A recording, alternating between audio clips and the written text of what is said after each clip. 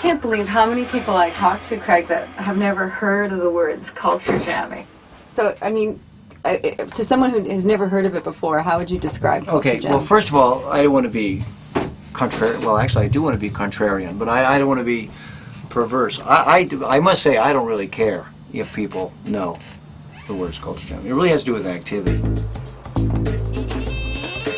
Speaking of the right to jam, steal the best ideas, remake them into your own, and go out and do something new. I mean, that's what artists and freaks and pranksters have done forever. if you think about it, it's not entirely accurate. It's culture jamming culture jamming culture. And then the culture jams at me. It's sort of a slap in the face. There's something a little bit shocking, embracing about it, you know, and sort of a good healthy slap. You got jam, as in like jamming the machinery, like the Luddites throwing the wrench into the machine, jamming the machinery. Culture jamming culture. We can reconfigure the logos that confront us.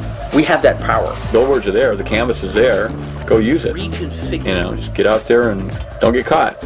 I don't get caught. Culture jamming. You know, when I'm in jail, I don't like it. Don't get caught. There's always that feeling in jail that they've lost your records. Jamming the machinery. The way to protect yourself from the sort of insidious corporate culture is to sort of take the classic expressions of that corporate culture and sort of add a little sort of a twist that redefines their meaning in a revolutionary direction and send it back in their faces.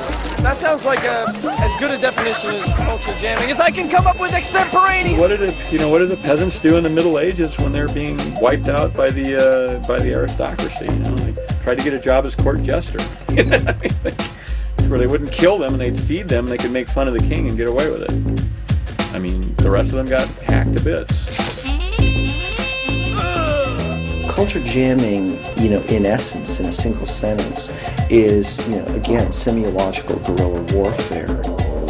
We have that power. Culture jamming culture. We have that jamming culture jamming culture.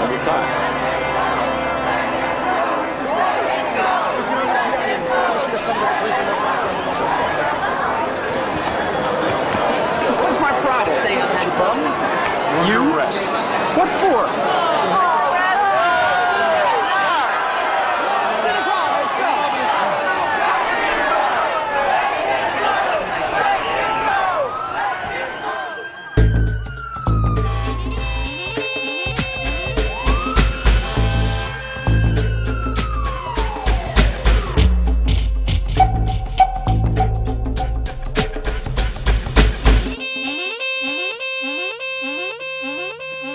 Well, I get about between 5 and 20 emails a week usually from kids or college kids or students, and they all want to, you know, a lot of them want to join the Gilbert Liberation Front. So what do I tell them? I mean, I write them all back, and I go, look, you know, we're a bunch of like 50-year-old fogies. You wouldn't like our music. You know, we smell bad.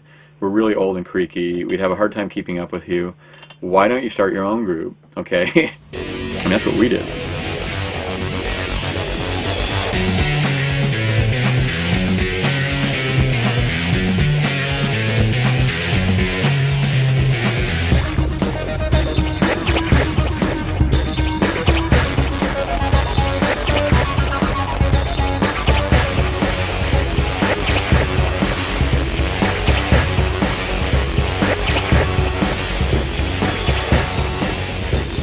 Nobody knows where Batman lives, nobody knows where Superman lives, nobody knows where Spider-Man lives, and nobody knows where the BLF lives, or at least where we meet. We're here.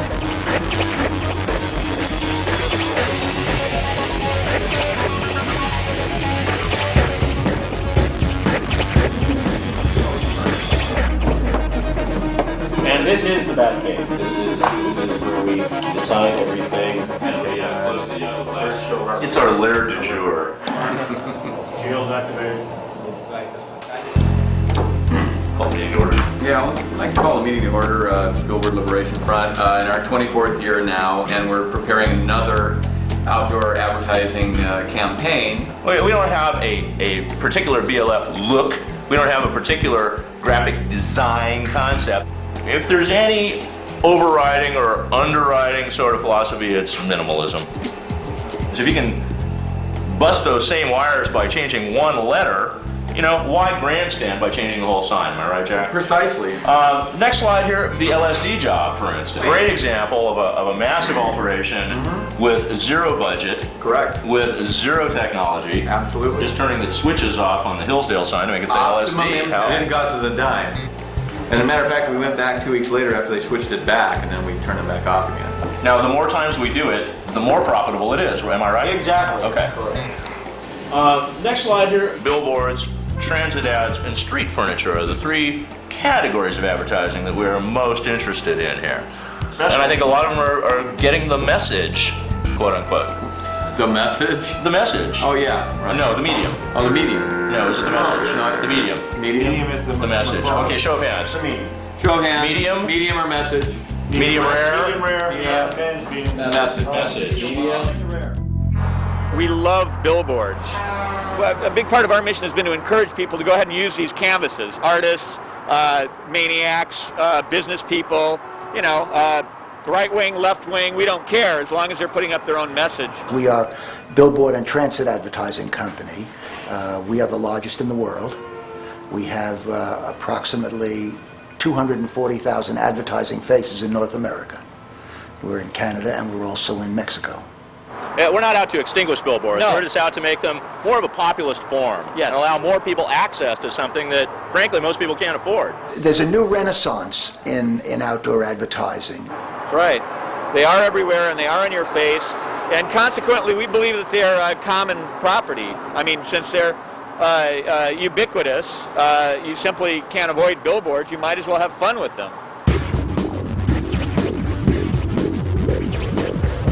Well, we started in December of 1977, and we were inspired by another group, the San Francisco Suicide Club, where we'd go out with a smaller bunch of people and improve advertising copy.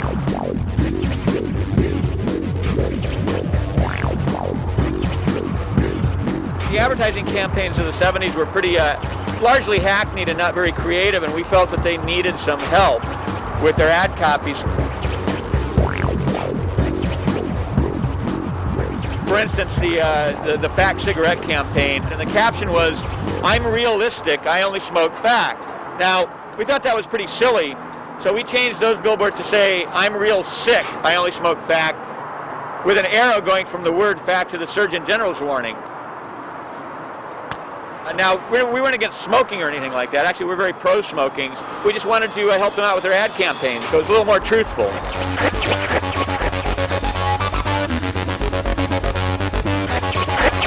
When you're putting something on the street that's 4 by 6 feet on the sidewalks, backlit, and you know, people are walking by it, you're playing God. That's correct. And if you don't think for a moment that they're going to put a Nike swoop on the moon, then you clearly haven't paid much attention to what we're capable of as a race. You're playing God. There are many moves afoot to restrict more advertising. So it's an ongoing war, if you will. Perhaps a friendly one, but an ongoing war.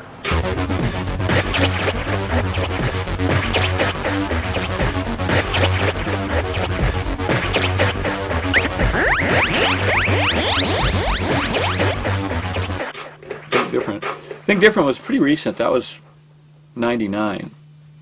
Now, regardless as to the value of the product, you know, I might say that Apple computers are a fine product, but they're using these images of these wonderful, spiritually profound people to sell a product, and we're just taking them back. You know, we're just saying, okay, you guys sold your computer with Amelia Earhart. Now we're taking her back for us.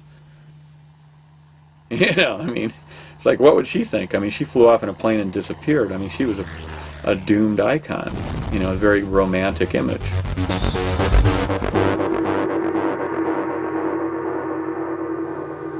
Oh yeah, the Shit Happens billboard, which is probably our best known. I think it's at least our most publicized to date. That billboard was, of course, in response to and in support of Exxon Corporation after they had this oil spill up in southern Alaska. And that was 1989, and we were just responding to this situation. It was very big in the news at that time. You know, the billboard originally said "Hits Happen." It was a radio station billboard. and we changed it to shit happens, making sure belaboring the obvious, I suppose. I sat and watched people walking by that for hours, and everybody who looked at it got a chuckle out of it. People from all walks of life. And that was good. That made me feel good. That made me feel, we really did something here, you know, because it didn't. I mean, what do you want? You want to go up and spray paint "fuck Exxon" on the billboard? I mean, that's just tacky.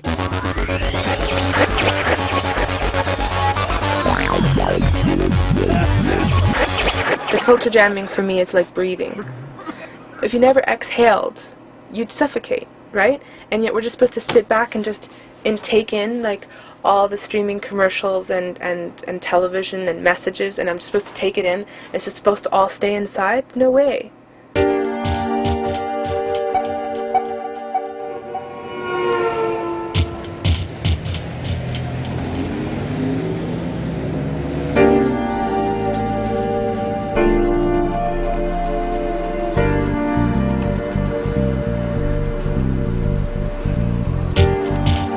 The stickers and the jamming is more about having a dialogue where there isn't one, and kind of expressing a bit of resentment to the fact that there isn't one. Participating in my environment, because my environment is just filled with images and messages that can have an impact on me, and so it's having an impact back. Feeling like there's some kind of, you know, like I'm alive.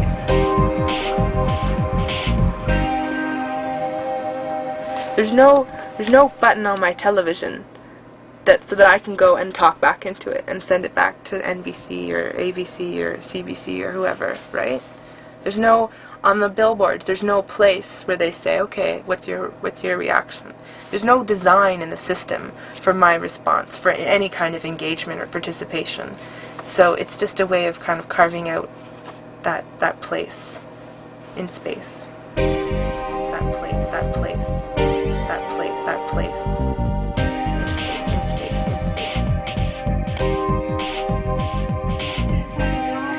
Some people call it culture jamming, reality hacking, ad busting. The reason I did this shit.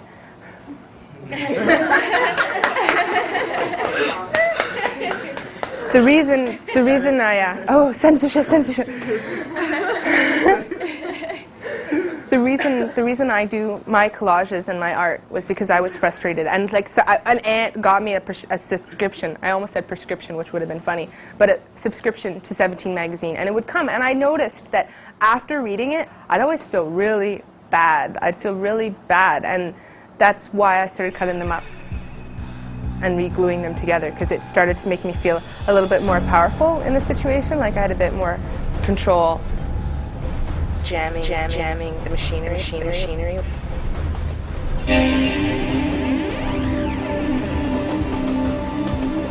I went to U of T and I took semiotics. It was a study of signs and symbols. I like this one, there's already a lot on it. We had a book about deconstructing ads, and it was just funny because it was like, wow, I guess we learned how to deconstruct ads by writing all over them. Because if you're sitting back and you're looking at an ad and you're thinking, man, that ad really bugs me, I want to do something back to it, you have to kind of understand the language that the ad's using to manipulate you before you manipulate it back, because you want to use the same kind of language. There's like this constant war for territory, mind share.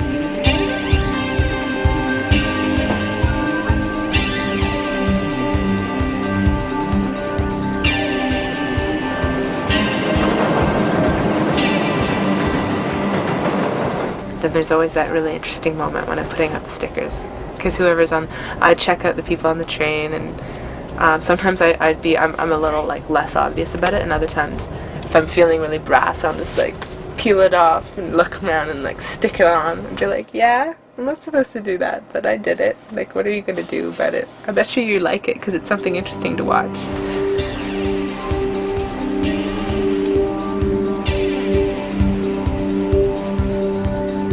I've gotten comments from just pedestrians or like other citizens. They see me doing this and they need to respond, so they'll read aloud what I just wrote and look at me and ask me what I mean by it, or they'll comment on it. I haven't had too much conflict. I've had tons of other friends who've gotten arrested or who've gotten stopped and have argued their case. People who don't like it usually don't say anything. It's weird. What do you think about that? You think people should have a right to do that? No, I don't think so. It is in violation of other vendors' advertisements. So I would think that many would find it offensive. And do you find it offensive? Yes. And you, sir? I do as well, yes. I think it's really important to remember that we target the brands because the brands are the ones that are hovering out there above us and the ones that the companies invest so much money into creating. But it's not just the brands. You know, we're targeting that to get to something much more deeper that we can't necessarily access.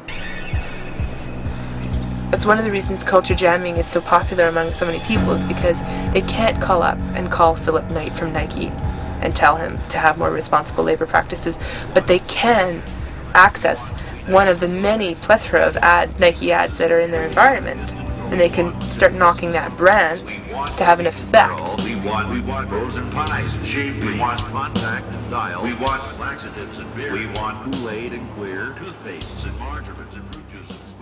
I think revolutionaries believe that eventually the majority will come around to reclaiming their own lives. And I believe that the resistance to consumerism is just beneath the surface of lots and lots of people in our culture.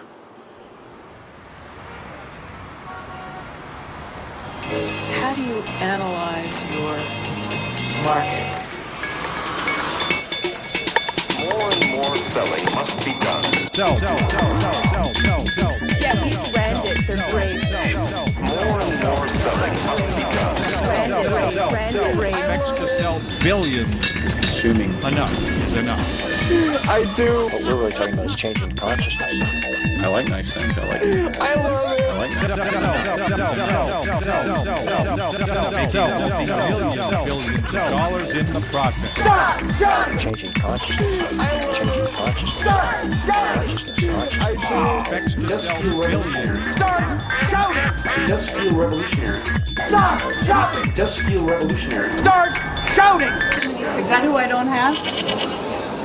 We have to start a transgressive drama, a talking to ourselves that is outside of the big crushing narrative that's coming down on us from all the products. Something like what we're going to do in the Disney store. I don't want to get anything here. I feel bad being here. I'm not going to buy that Snow White for Christina. It's going to be bad for her. There you go. And so that's why I think that even though it's small scale, I think it does feel revolutionary. It feels great when you do it. It feels great. Now that would be at the end of the performance. The secret is you want to be in a regular voice tone most of the time. People accept you because they don't think you're performing. Later, raise your voice and make it an opera and have some fun. Okay, everybody. Okay. If you're being honest and if you're doing it at a high volume, you're not being a consumer. Consumers don't express themselves. They buy a product that they think expresses them. Consumers don't really speak their minds. All right, put your hands together here now. We're going to have a little prayer here. A little prayer. Hallelujah. Let's join our souls. Okay. I want to address the part of the sky that's not yet covered with logos. We're going to go into the Disney store now. And we're going to challenge those products. Are you really a priest? No, I'm a fake preacher. You are? Yeah. Yeah, I could see that. You can see that. All right, people. No, this is Reverend Billy. This is a character I've created. He has a set of beliefs, and I've cast myself in this role.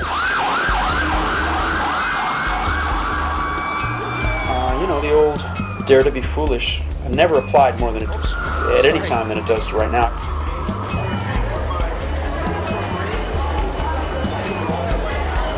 Ladies and gentlemen, I am Reverend Billy from the Church of Stop Shopping. We are en route at this time to the Times Square Disney store. When we are in the Times Square Disney store, we honestly hope that we will disrupt the shopping process there and talk people into understanding that this is a sweatshop company. Please boycott Disney and find out what other companies do this kind of thing. Thank you.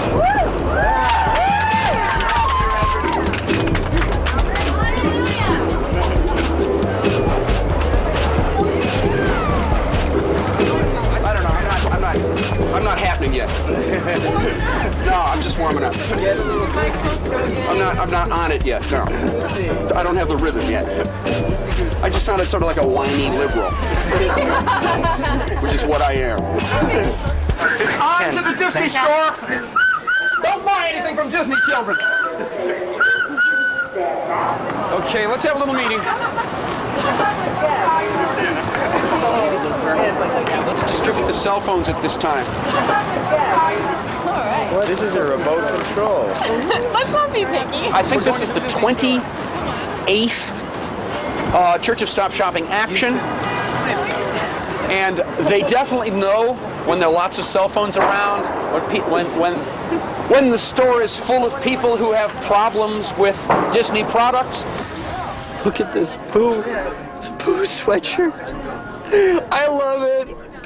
I do. I love it. That probably only happens on the occasion that we're there. They'll start suspecting you, and you'll find the security people following you around and wondering if you're a real shopper or not. Some of you will seem less like shoppers to them than others. Really, the best thing to do for camera people as well, the best thing to do is to ignore them. They may have the authority to kick you out, but they don't dare to. Boycott the sweatshop company, Disney. I think at the beginning I was really at my wit's end.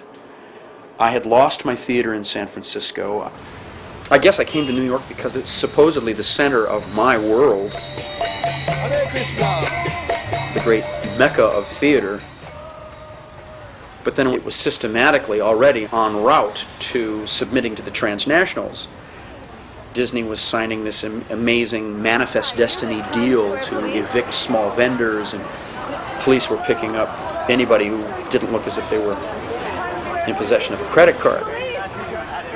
And that was happening before my eyes, and I didn't want to be associated with that theater.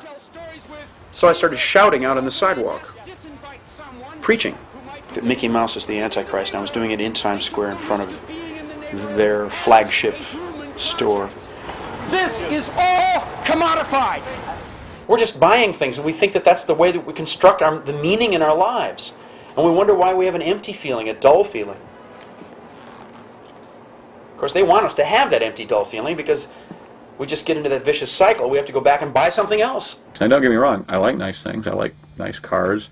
I like nice guns. I like nice dinner, in a nice restaurant. But that's only part of it, The other part is, it's going out there and being with other human beings and having an adventure. That's part of life. Doing something together, working together, climbing something, hiking through the woods, where you're not just consuming a prepackaged event or a prepackaged experience. Okay, this one's really, really earnest and cheesy, and we should all get together and we can fix it all, okay? Navigating through the world in your imagination, trying not to drown in all the information, the saturated self, overwhelmed by stimulation. The only way out is to follow inspiration. The best defense against the barrage is to commence a culture collage. I'd like you to consider the concepts I deliver. In time the words are wither, just as everything does, cause of entropy rules, and rules are made for fools to follow and wise people to interpret. I heard it through the grapevine, we just need to unwind, stop being unkind, open up our closed minds. Open up our closed minds. I'd like you to consider the concepts I deliver. probably kids see more mediated images than real people. You'll get marketed the same product in tons of different environments, or the same family of products. It could be a toy and a movie and a soundtrack and a clothing label and a sports celebrity. And they're all woven together, and throughout your day you'll go to different places and you'll get marketed. One is when you're on the toilet in the bathroom on a commercial that's on the stall. The other is in a magazine you're reading. The other is in a television screen in the elevator. The other is a logo on someone's shirt or tattooed on their body. The other is, cultural references people continually bring up in their conversation. Like, everywhere you go, it's very pervasive, and I would say way more pervasive than it used to be.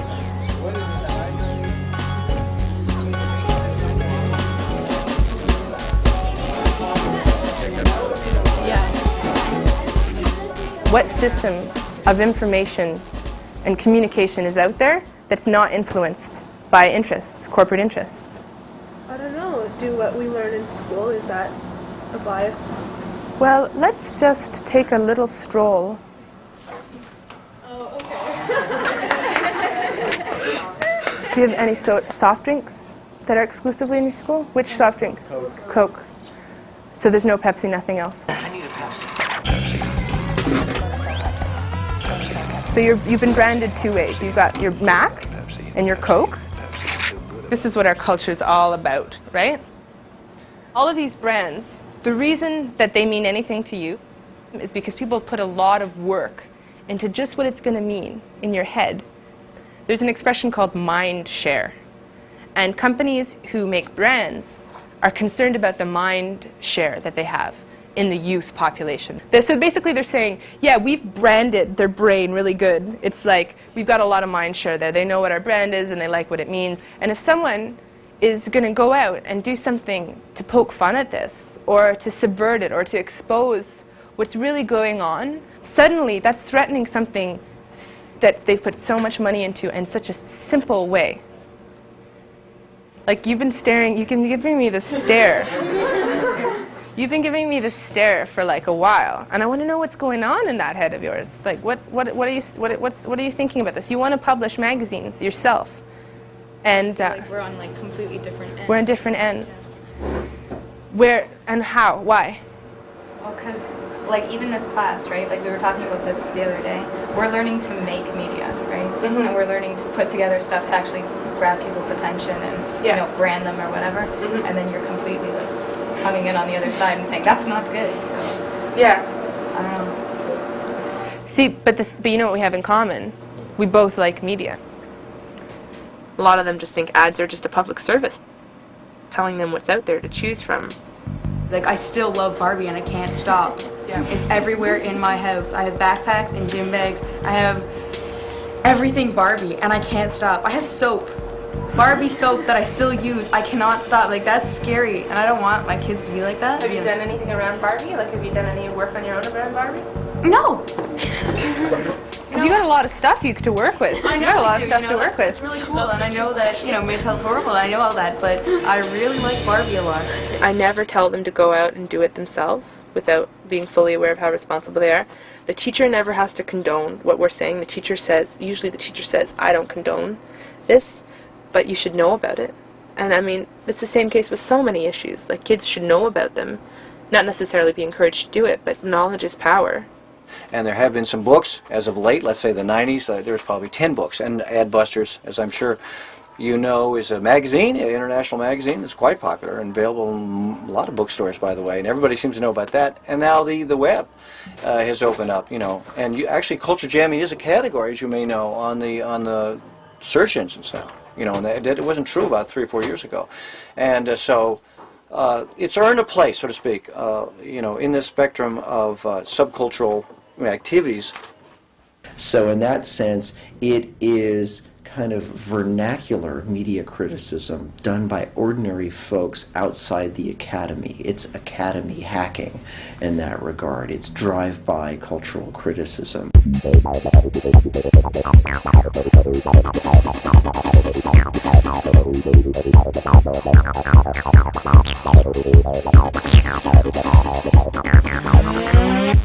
So the first step in the process is a scouting action, which usually involves a six-pack of beer and a digital camera and a lot of time on our hands. We're trying to find that ideal mix, that great trade-off between traffic and accessibility. We want a high-traffic location, but some of them are so high traffic that obviously you can't get on without an unsatisfactory risk factor. In this latest action, we wanted to find the highest concentration of .com billboards that we could. So we went straight to the US 101 corridor between San Francisco and Silicon Valley. This is a commute route for everybody who works in the valley, and it's papered with boards on both sides with enormous structures that are some of the most expensive structures in the world, by the way, as much as $80,000 a month to get on one of those babies. That's the rental for one of these billboards, $80,000 a month.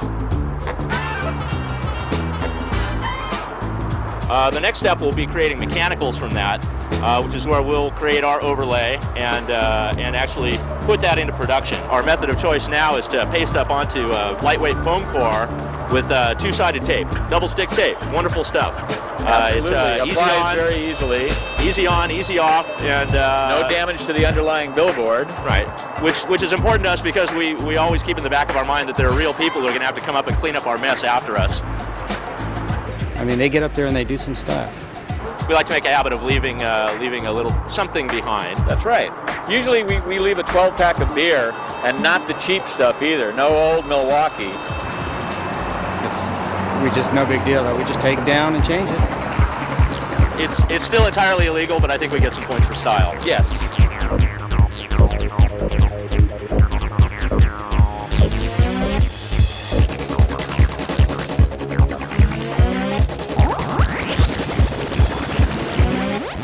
I think it's more challenging, more funny, it's smarter, again, to conduct some kind of battle at the level of language, and iconography than what I would call this just cancellation or obliteration, because in the long run they'll always be able to build those things back up.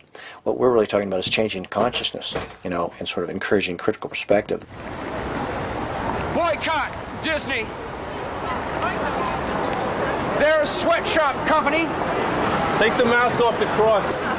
Because I'm a Catholic and I find that very, very offensive that you're taking a symbol of my religion and putting a friggin' toy on it like it means nothing. Yeah, okay? I've got to be down in there where a certain number of people are being upset. I really want their symbols and their meanings to sort of fly away, and I want that to be taking place, and I hope I don't get killed doing it. What was Christ if not the Andy Kaufman of his day? Christ was not a Christian. He was a Jewish comedian. He was a mystic. He was a social changer. And he's a hero of mine. I think he'd like this. Because Mickey is the Caesar. Mickey runs the empire. I mean, this is the moment where the empire of the signs strikes back. Reverend Billy has prepared the way. He has public support. He has a theatrical concept beyond what he's doing that is considered by many people to be in a different sphere. So when he goes into the Disney store, he's not in the same position as someone, madly running amok. I mean, he has organized things and made it so that he really doesn't face so much danger. Come on, Doc. Reverend Billy belongs to a long tradition of theater activism. Children, we are from the Church of Stop Shopping, and I am Reverend Billy. We are here today. We are here today day, children, praise be, do I have a witness? We are here today to discourage the purchase of these little neurotic Christmas tchotchkes. Children, we are asking you to boycott Disney products. Please remember that the people in rural China, the people in Saipan and Sri Lanka are getting 16, 19 cents an hour for working 70 hours a week. They are not allowed to unionize. Please, don't buy things here. The store is considered private space, but in order to make it legal to arrest someone in the store, the person would have to be given notice that they weren't wanted in the store and that they should remove themselves from the premises, because that was what would make it clear that if the person didn't leave, it would be a trespass. They're expended ads, children. We're here with the media. The police are coming. The police are coming. And here we have the manager of this wonderful store, Laura. Hey, man, let's give Laura a big round of applause. Laura, hallelujah. She's bopping. She's bopping here in the Disney store. Laura, this is the BBC here. How do you defend your sale of sweatshop products here on 42nd Street? All I'm going to do is ask you to leave the store one more time. You're not going to comment on the manufacture of these items by people on the other side of the world who we can't even find them. We can't even find the factories. They used to be in Haiti, but then we were down there too much, seeing what you were doing to them. Now they're in China, off the horizon. It's a shame. It's a sham and it's a shame. Hallelujah. I mean, I honestly don't know how it's possible for people to come into a place like this, a company that is basically engaged in criminal activity around the world, a $50 billion company that is beholden to no one, that is its own government, that has ruined Times Square and turned it into Las Vegas. They must be held accountable. Children. Sir, I'm going to ask you to leave the store. Laura is bopping. Laura is bopping, but you know, I just feel so good preaching in the Disney store. This. Oh, Reverend, kill me, please. Kill me, please. Do you have a Disney problem? I got a problem. I know. That's so cute. Mickey Mouse is out of your soul. Go forth and shop no more, child. You've been saved. Another saved soul. He won't have to buy anything Disney for the rest of his life. Now that's culture jamming. Thank you so much for coming to the Church of Stop Shopping today. And I love it if I see somebody and their jaws down and their eyes are... What is this? What is the guy doing? What? Mickey's the devil but he's not a Christian? What?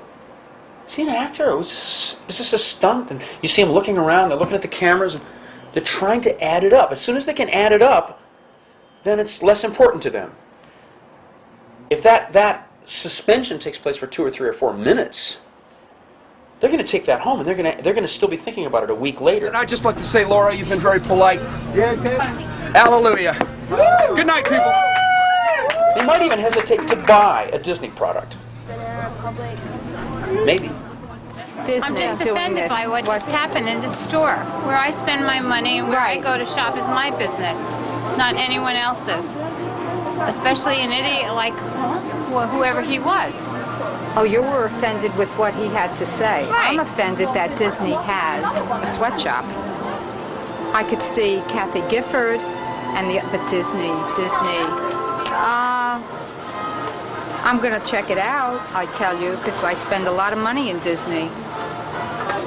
Disney, with all their billions of dollars, that's the least they can do is pay a decent wage, and not to underage children. Don't buy things from ABC News. Man. Don't buy. Find out what company is the Gap. Find out what company's the Banana Republic. Find out what companies are sweatshop companies. Because when they abuse people on the other side of the world, they abuse us here. Now let's sing a Christmas carol together. All right. It goes like this. Stop shopping, start shouting. Stop shopping, start shouting. Stop shopping, start shouting. Stop shopping, start shouting. Stop shopping, start shouting. Stop shopping, start shouting. Stop shopping. Thinking in terms of what's going on here. It's causing pedestrian traffic. But once they cause pedestrian traffic, they have to move on. They can come back. There's no problem. They can come back. He can come back in 1 hour, and then in 1 hour we'll move him again. It's because of pedestrian traffic. Oh, I think it definitely brings awareness and, kind of changes just walking in and haphazardly, buying things. So. And how do you explain that to your kids? I mean, that's the hard one, right? They love Disney, right? Yeah. Do they? Well, I love Disney. Yeah. Because I've grown up with Mickey Mouse, and it's just really my favorite cartoon. I think it was successful in that we were just able to be there long enough so that we were able to contact lots of tourists. And they heard an objection to the Disney company's value system. They heard an objection, which for a lot of them was totally surprising. A lot of people, it's utterly surprising to object to Disney for any reason at all. They look at you and go, what? What? Disney's bad? So... I'm sure Andy Warhol was never challenged on his use of the Campbell soup can. If Disney, for example, found what Reverend Billy was doing insulting and had a legal basis for challenging it and did not think that they would alienate more people than they would win for friends, then they would take action against him. But there's all of those things involved in whether or not action will be taken.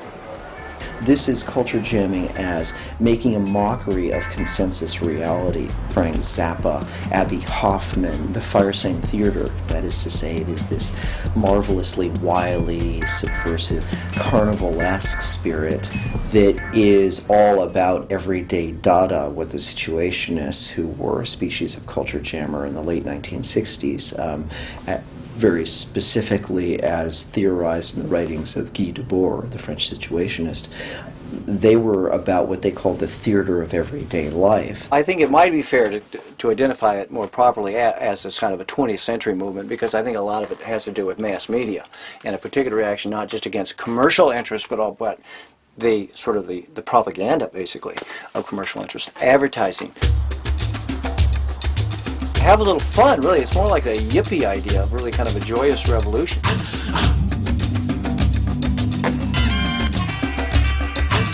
And finally, I know what you've all been waiting for.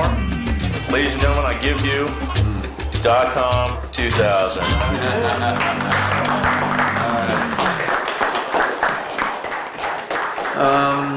Well, we're going to be installing several pastovers on a variety of internet billboards on the Central Freeway. And Blank's come up with a campaign that kind of forcibly illuminates the problem and the situation. As you'll notice, the message here is in the form of a Windows TM error screen with the message, fatal error, invalid stock value, abort, retry, fail. I'm not sure what happens if you press any of those buttons, but... I think the whole billboard blows up.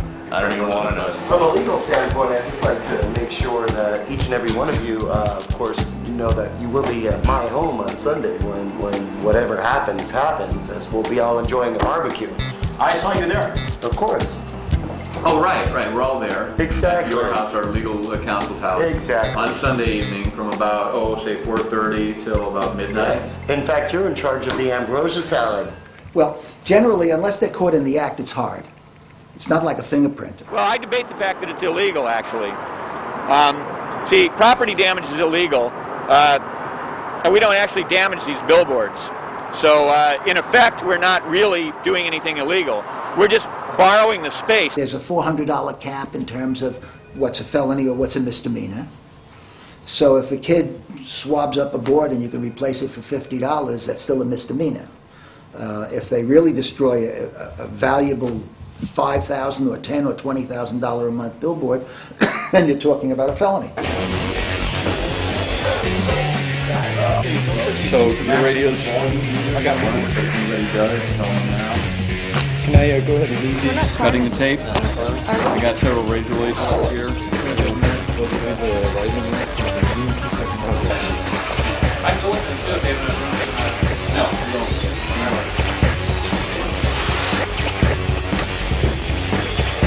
There you go.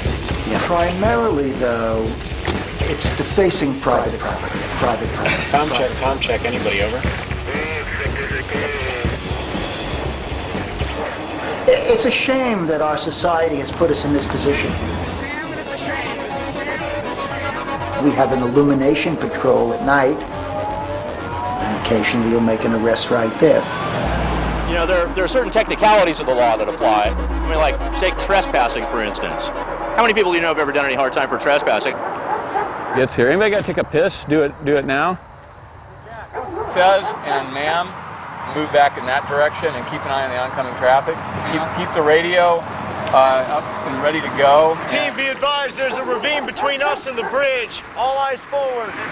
Okay. And it's fun. It has to be fun. Okay. I mean, anything that we do, if we're not having fun, we lose. Making fun of corporations is all good and dandy, but if we're not enjoying ourselves or get too strident about it, then why the hell do it? You know, why the hell do it? I mean, they win. You know, if you have a stick up your butt, they kind of win. Yeah, you guys want to pass one more panel up? We're just going to put an existential piece in the middle of the billboard.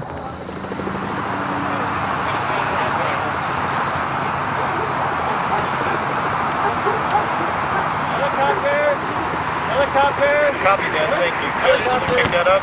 Helicopter? Okay, everybody kind of sit down and don't move.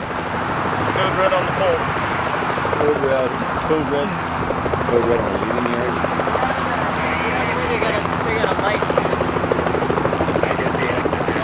Don't move. Oh, okay, they can code red on the pole. They can serve communist. You can see what? They can serve communist. How about the video camera? Yeah. Yeah, okay. So... Copy that, Sarah. We have you. Thank you. Don't move. There are still other ways of getting your message out, rather than, you know, calling yourself some guerrilla theater group or some guerrilla group and you want to get this important message out, so you'll go and deface a billboard. There is no free speech anymore. It's all bought and paid for. So going out and putting out your own message is really the only free speech there is. They can call us. Many times we have an art department, we have an art director. I've helped campaigns, we've helped campaigns where people didn't have any money.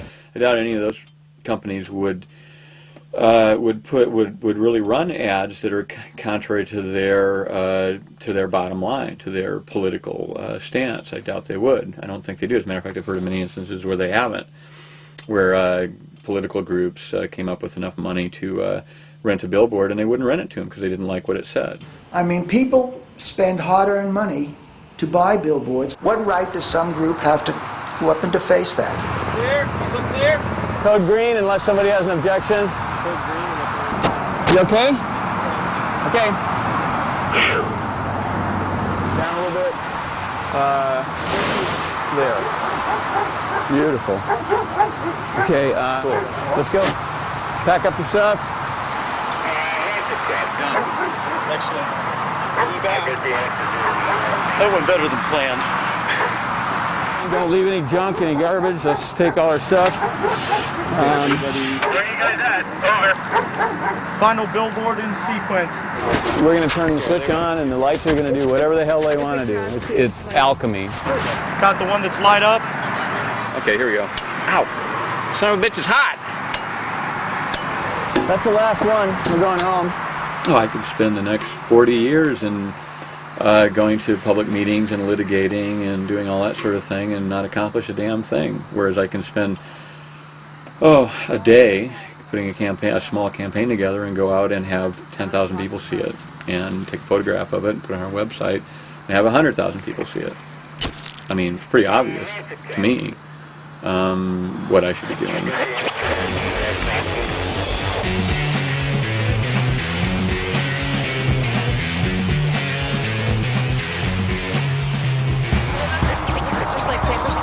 All paper, all garbage, everything. Anything BLF associated.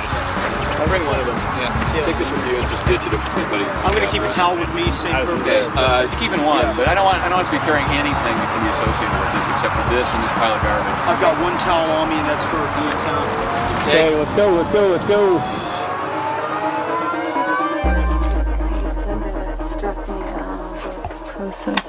Well, you're going to have to edit all this because I've probably contradicted myself 30 times already. Yeah, there's no moral agenda.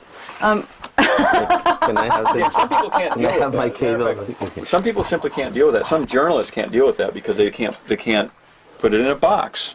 I mean, you're all supposed to be in a box, you know. Your ideas, your concepts, your agenda is supposed to be definable. You know, if something's, we live in a world of sound bites. You know, we entirely live in a world of sound bites. Well, I refuse to be a sound bite. I will not be a sound bite. Did that work? That's a good soundbite. Is that a good sound bite? Thanks. Okay. But see, you get my point there? I mean, how are you going to fight it? You can't. It's like this big blob.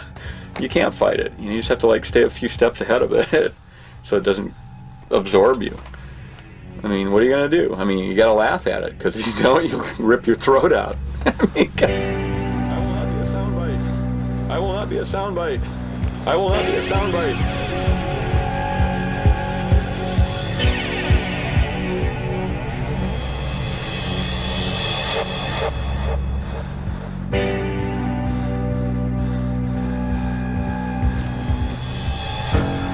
When I draw on a billboard or draw on a bus shelter ad, I also know that anyone else who looks, I've normalized that kind of response a bit.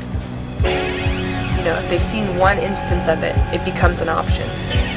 I was thinking that they won't take you seriously if you deface their property. They take it seriously just in the sense that it's their property. If their product starts to look unpopular, that's the property they really care about. 1 minute it was an ad supporting their product, the next minute it's like an anti-ad that exposes the hidden messages and the hidden intentions of the company that sells that product, right?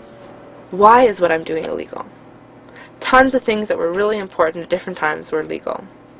I'm not saying it's really important that I culture jam, right? But why is it illegal? What's so different from what I'm doing and what the big corporations are doing, the billboard companies are doing, you know? Other than that they have money and I don't think that's a good enough excuse.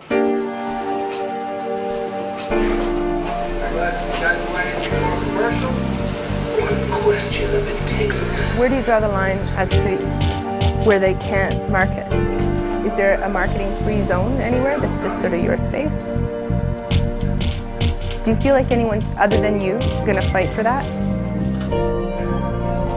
When I was going to school, there was ads in the washrooms. And I mean, what more could a culture jammer ask for than a little closed area where no one is going to catch her?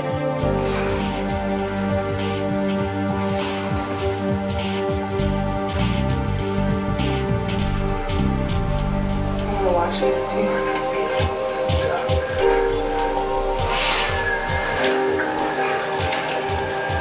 I'm always ready to argue my case. Like at any point, I'm always ready to just lay it down why I'm doing what I'm doing. It is time to be rude. It is time to be embarrassed. If you really do something that just makes you shake with the feeling of being inappropriate, you've probably found a strut, a structure of their culture that was supposed to be there. You violated something. You've discovered their power.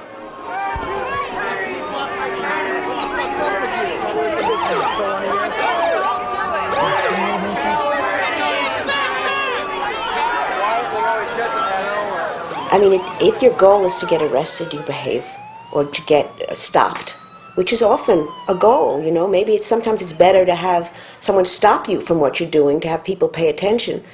You can do things to achieve that.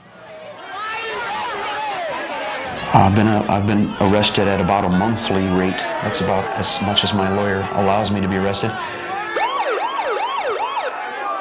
I mean, I look at it from the perspective of what is the motivation for the state or the government or the society to suppress what is being done.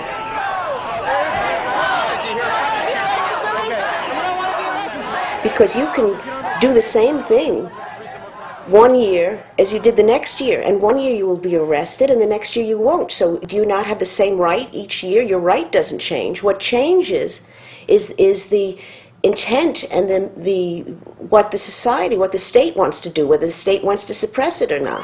That's the issue, not whether you have a right.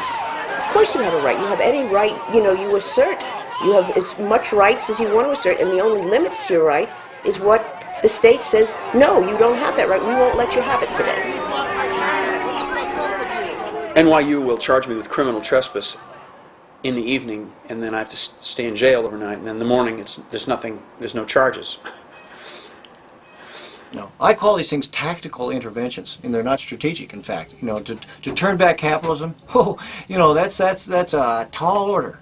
You know what I mean? But like I say, at a level of tactics, you might be able to save this block or that block, or that newspaper, or that theater, or that cultural center. You know what I mean? So there can be small victories, in a larger battle. A prank a day keeps the dog leash away. So the real crime, we have to discuss this with our legal department later, of course. The real crime, of course, that nobody talks about is that we're fucking with consumer mindshare. And that's the crime that's unforgivable in this country. That's right. Oh, say, can you see? Cut. How great was that? Is he worth the money? Okay, here we go, folks. Start the wind. Culture jamming is such a generic, overused term. I won't use it for anything because it's so overworked. I much prefer the term reality hacking. Well, I would interpret culture jamming to mean that we're forcing cultural efforts upon people, jamming it in. There's more of them than there are of us, and ultimately, the malls will pave us over. But there's little pockets of resistance. Pepsi. Hi, I'm me. I'm using this to sell you this. I need a Pepsi. It's that last 1 foot, I call it, in the supermarket, where that 1 foot between your hand reaching this direction or that direction is an emotional one. Why is this commercial? And that's the bonding you want to get. Why is this commercial Pepsi? We think we're going to have a problem with our clients. We don't think this is an appropriate vehicle for our clients' advertising. We want the lotions, the pet foods, the shampoos, and hair dyes. Here they all are. We want puddings, margarines, cake mixes, all of which are preferred over all others. We do have the possibility of stopping this, and as I said the word stopping, I realize that's it. Okay, we're fat. We're overfed. Stop building cars, stop buying cars, eliminate Woolworths. We don't need a daily newspaper 7 or 8 times every day. We want petting remedies in their tins. We don't need a daily newspaper every day. We can control the corporations. All we have to do is stop buying what it is we're selling. Shave creams, toothpastes, and cigarettes. Are you one of those that follows the ads?